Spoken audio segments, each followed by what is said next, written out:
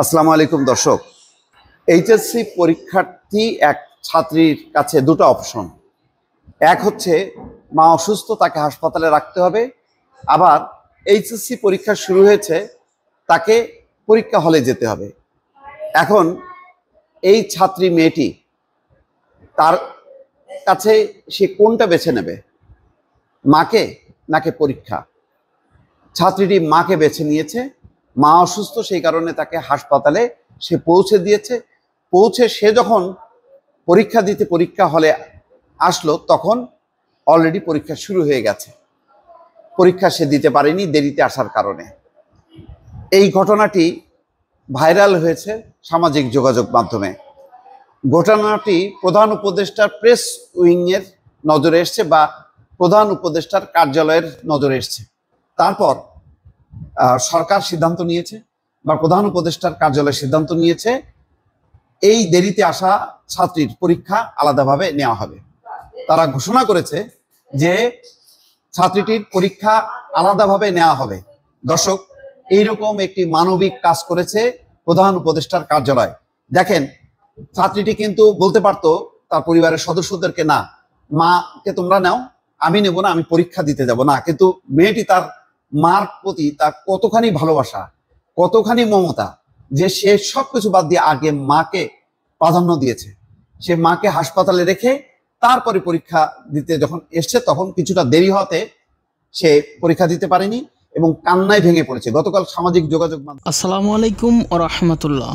দর্শক, মানুষের মধ্যে যদি মানবিক বিবেচনা, মানবিক গুণাবলী যদি না থাকে, তাহলে তাকে মানুষ বলে কিভাবে? একটা মানুষের যদি বিবেককে যদি খাটাতে না পারে, বিবেককে দিয়ে যদি তাৎক্ষণিকভাবে একটি সিদ্ধান্ত উপনীত না হতে পারে, তাহলে মানুষের বিবেক থাকা আর গরুর মধ্যে থাকা সমান মনে করা হয়। আপনারা বিষয়টি শিরোনামে যেভাবে দেখতে পেলেন, মেয়েটির বাবা মারা গেছে অনেক আগেই, একমাত্র মাই তার সম্বল। এমতো অবস্থায় তার মাই আগে নাকি তার পরীক্ষা আগে? এমতো অবস্থায় মেয়েটি যে চক্রের মধ্যে পড়েছে, এমন অবস্থা থেকে শিক্ষক মণ্ডলীরা যদি সেই পরিস্থিতিতে মানবিক বিবেচনায় যদি তার ব্যবস্থা না নিতে পারে, সব জায়গায় আইন দিয়ে মাপা কখনোই উচিত নয়। তো দর্শক, চলুন এবারে আমরা সম্পূর্ণ আরও বিস্তারিত গভীরভাবে দেখার জন্য পাশে থাকা স্ক্রিনের পর্দায় চলে যাই। তবে তার আগে আপনাদের কাছে ছোট্ট একটি রিকোয়েস্ট করে বলছি, আপনি যদি এখনও পর্যন্ত আমাদের এই চ্যানেলটি সাবস্ক্রাইব না করে থাকেন, তাহলে প্লিজ দয়া করে ভালোবেসে এখনই আমাদের এই চ্যানেলটি সাবস্ক্রাইব করে শুরু থেকে শেষ পর্যন্ত গুরুত্বপূর্ণ এই নিউজটি মনোযোগ সহকারে দেখবেন। বিষয়টি নজরে আসছে এবং দেখেন, এই ধরনের নজির যদি মানবিক নজির আমরা করতে না পারি, তাহলে আমাদের এই সমাজ সভ্যতা আমরা এগোতে পারবো না। এইরকম কিছু দৃষ্টান্ত রাখা উচিত এবং সেটা খুব যথাসময়ে প্রধান উপদেষ্টার কার্যালয় রেখেছে এবং সেই খবরটি তারা সামনে এনেছে। কান্নায় ভেঙে পড়েছে। গতকাল সামাজিক যোগাযোগ মাধ্যমে আমি নিজেও দেখেছি এবং আমি খুব দ্রুত এটা স্লিপ করে গেছি, কারণ এটা দেখার মতো না। হাউমাউ করে কাঁদছে এবং সমস্ত ক্যামেরাগুলো তার মুখের সামনে, যে মেয়েটি পরীক্ষা দিতে পারলো না। তারা বলেছে যে চলতি বছরের উচ্চ মাধ্যমিক সার্টিফিকেট, এইচএসসি এবং সমমানের পরীক্ষা শুরু হয়েছে বৃহস্পতিবার। পরীক্ষার প্রথম দিনে অসুস্থ মাকে হাসপাতালে পৌঁছে দিয়ে রাজধানীর সরকারি মিরপুর বাংলা কলেজ কেন্দ্রে যেতে দেরি হয় এক ছাত্রীর। এই কারণে তিনি প্রথম দিনের পরীক্ষা দিতে পারেননি। কেন্দ্রে দেরিতে পৌঁছে পরীক্ষা দিতে না পারায় ছাত্রী কান্নায় ভেঙে পড়েন। এই ঘটনার ছবি এবং ভিডিও সামাজিক যোগাযোগ মাধ্যমে ছড়িয়ে পড়ে। বিষয়টি নিয়ে গণমাধ্যমে সংবাদও প্রকাশিত হয়। বিষয়টি ইতিমধ্যে কর্তৃপক্ষের নজরে এসছে। শুক্রবার প্রধান উপদেষ্টার, আজকে শুক্রবার প্রধান উপদেষ্টার প্রেস উইং এই তথ্য জানিয়েছে। তথ্য জানিয়ে তারা বলছে যে শিক্ষা উপদেষ্টা সিআর আবরার বলেছেন, মানবিক বিবেচনায় ওই শিক্ষার্থীর বিষয়টি গুরুত্বের সঙ্গে দেখা হচ্ছে। বাংলা প্রথম পর্বের পরীক্ষা নেওয়ার বিষয়টি পাবলিক পরীক্ষা গ্রহণ সংক্রান্ত আইন এবং বিধির আলোকে সমাধানের চেষ্টা করা হচ্ছে। এই যে আহ্বানটা, এটা কিন্তু যথেষ্ট। যখন নাকি এই মেয়েটা মেসেজ পাবে যে না, তার প্রথম দিনের পরীক্ষাটা নেওয়া হবে, তাহলে বাকি পরীক্ষাগুলি কিন্তু সে মন খুলে দিতে পারবে অনেক উৎসাহের সাথে। অর্থাৎ পুরো সমাজ, রাষ্ট্র কিন্তু এই মেয়েটার পাশে এসে দাঁড়ালো। এটাই হচ্ছে দৃষ্টান্ত, এটাই হচ্ছে একটা সভ্য দেশের পরিচয়, যেটি এই ঘটনার মধ্য দিয়ে আমাদের সরকার বা সরকারের একেবারে উচ্চ পর্যায়ের যারা আছেন তারা সেই দৃষ্টান্তটা স্থাপন করলো। দর্শক, অন্যদিকে পরীক্ষা দিতে না পারার বেদনায় অঝরে কাঁদছে মেয়েটি, কিন্তু কেন্দ্রে থাকা কর্মকর্তাদের মন গলাতে পারেনি তার কান্না, তার বাস্তবতা।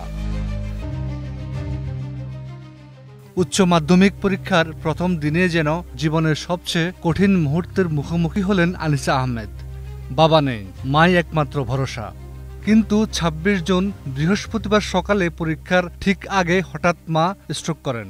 তখন পরীক্ষার কথা ভুলে দ্রুত মাকে নিয়ে ছুটতে হয় হাসপাতালে। মাকে ভর্তি করে যত দ্রুত সম্ভব ছুটে আসেন পরীক্ষা কেন্দ্রে, রাজধানীর মিরপুরে অবস্থিত সরকারি বাংলা কলেজে। কিন্তু দুর্ভাগ্য, পৌঁছাতে একটু দেরি হওয়ায় তাকে পরীক্ষা কেন্দ্রে ঢুকতে দেওয়া হয়নি। কেন্দ্রে ঢোকার নির্ধারিত সময় পেরিয়ে যাওয়ার কেবল নিয়মের দোহাই দিয়ে ফিরিয়ে দেওয়া হয় আনিসাকে।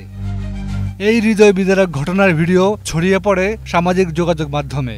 মুহূর্তেই তা ভাইরাল হয়। সাধারণ মানুষের মনে তৈরি হয় প্রচণ্ড ক্ষোভ ও সহানুভূতি। অসুস্থ মাকে হাসপাতালে দিয়ে আসার মতো মানবিক একটি কারণেও কেন এই শিক্ষার্থীকে সুযোগ দেওয়া হলো না, এই প্রশ্ন ঘুরপাক খেতে থাকে সামাজিক যোগাযোগ মাধ্যমে। এদিকে এমন ঘটনার সামাজিক চাপ ও আইনগত পদক্ষেপের প্রতিক্রিয়ায় অবশেষে নড়ে চড়ে বসেছে প্রশাসন।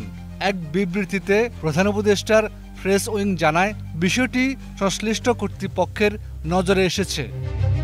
শিক্ষা উপদেষ্টা সিআর আবরার বলেন, মানবিক দৃষ্টিকোণ থেকে ওই শিক্ষার্থীর বিষয়টি গুরুত্ব সহকারে বিবেচনা করা হচ্ছে। এমন ঘটনা জানার পর ব্যারিস্টার রুহুল কুদ্দুস কাজল এগিয়ে আসেন আইনি সহায়তা নিয়ে। তিনি জানিয়েছেন, আনিসা চাইলে বিনামূল্যে তার চেম্বার থেকে আইনি সহায়তা পাবেন এবং প্রয়োজনে হাইকোর্টে রিট করবেন যেন বিশেষ বিবেচনায় আনিসার প্রথম পরীক্ষাটি পরবর্তীতে নেয়ার সুযোগ দেওয়া হয়। ব্যারিস্টার কাজলের মতে, এমন পরিস্থিতিতে শিক্ষা মন্ত্রণালয় এবং ঢাকা শিক্ষা বোর্ডের উচিত মানবিক দৃষ্টিকোণ থেকে সিদ্ধান্ত নেওয়া। এটা তো অত্যন্ত মানবিক একটা বিষয়। দেখুন, একজন পরীক্ষার্থী সময় মতো পরীক্ষা হলে উপস্থিত হবে, তিনি পরীক্ষা দিবেন এবং যে নিয়মের মধ্যে পরীক্ষা হবে সেটা করবেন, এটা তো খুব স্বাভাবিক ব্যাপার। কিন্তু আনিসা আহমেদ নামে এই মেয়েটির যেটি ঘটেছে সেটা অত্যন্ত মানবিক। যে ২ বছর আগে সে তার পিতাকে হারিয়েছে, তার মা তিনি অসুস্থ হয়ে পড়েছিলেন সকালে এবং অসুস্থ হওয়ার কারণে তাকে হাসপাতালে নেওয়া হয়েছিল। তার মার সঙ্গে আমার গতকাল রাতে যখন কথা হলো, তিনি খুব কাঁপছিলেন, কথা বলতে বলতে। তিনি বললেন, আমি মাত্রই হাসপাতাল থেকে ফিরলাম এবং বললো, আমার স্বামী মারা যাওয়ার পরে আমার এই সন্তান অর্থাৎ আনিসা ছাড়া তার পাশে দাঁড়ানোর মতো কেউ নেই। তো গতকালই প্রথম পরীক্ষা ছিল এবং সেই পরীক্ষার জন্য সে যখন প্রস্তুতি নেবে, পরীক্ষা হলে যাবে, সে সময় তার মা এত অসুস্থ হয়ে গেছে যে আনিসা তার মাকে হাসপাতালে নিয়ে গেছে এবং হাসপাতালে নিয়ে যাওয়ার কারণে সেটা হয়েছে, তার কাছে তো মাতৃভক্তি এটা একদিকে, তার জীবন পরীক্ষা একদিকে। সে কিন্তু মানে কি বলবো, যে একটা পাজলড অবস্থার মধ্যে তার মাকে হাসপাতালে নিয়ে যাওয়াটাকে সে বেশি গুরুত্বপূর্ণ মনে করেছে এবং আমি মনে করি যে কোনো সন্তান হিসেবে পিতামাতার জন্য এটা অত্যন্ত গর্বের বিষয়। তার মাকে হাসপাতালে দিয়ে ডাক্তারের কাস্টডিতে রেখে যখন সে পরীক্ষা কেন্দ্রে গেছে তখন তার বিলম্ব ঘটেছে। শিক্ষকরা বলছেন তিনি ১.৫ ঘন্টা বিলম্বে গিয়েছেন। আর শিক্ষকদের বক্তব্য এবং আইনের কাঠামো হচ্ছে যে কোনো কারণে পরীক্ষা হওয়ার ১৫ মিনিট আগে তিনি ঢুকবেন, পরীক্ষা শুরু হওয়ার আধা ঘন্টার মধ্যে যদি কোনো পরীক্ষার্থী আসেন তাহলে বিশেষ বিবেচনায় তাকে অ্যালাউ করা যেতে পারে। কিন্তু আমাদেরকে যেটা মর্মাহত করেছে যে একটা অসুস্থ মাকে হাসপাতালে রাখতে যে তার বিলম্ব ঘটেছে, এটা অত্যন্ত মানবিক একটা ব্যাপার। এই মানবিক ব্যাপারটাই কিন্তু আমি বিবেচনায় নিয়েছি। দর্শক বন্ধুরা, আপনাদেরকে অসংখ্য ধন্যবাদ এতক্ষণ পর্যন্ত এই গুরুত্বপূর্ণ নিউজটি দেখার জন্য। পরিশেষে এই ভিডিও সম্পর্কে আপনার কোনো মতামত থাকলে অবশ্যই ভিডিওর কমেন্ট বক্সে আপনার গুরুত্বপূর্ণ মতামত জানাবেন।